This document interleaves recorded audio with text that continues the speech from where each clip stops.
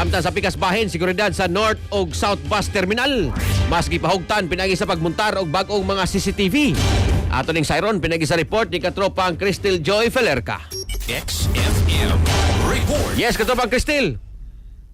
Mas gipahugtan karon ang seguridad sa Cebu North ug South Bus Terminals, ilabi na nga hapit na usab modagsa ang mga pasahero gikan sa probinsya tungod kay hapit na mag-abli ang klase. Matod ni Amid Quezon, ang administrator sa duha ka terminals, nga gipangpulihan na nila ang mga karaan nga CCTV o gidugangan pa karon aron nga ma-monitor usab ang kadtong mga dapit nga way CCTV kaniadto.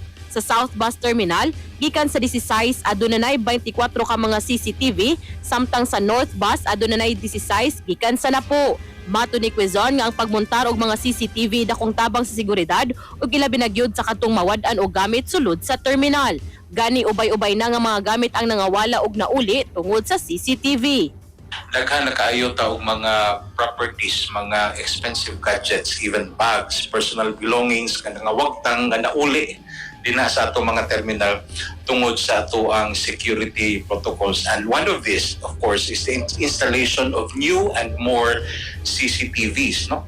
Samtang magmontar usab sila og help desk sa matag terminals aron nga magiyahan ang kadtong mga tinun-an nga wa pa makaswito dinhi sa syudad sa Sugbo.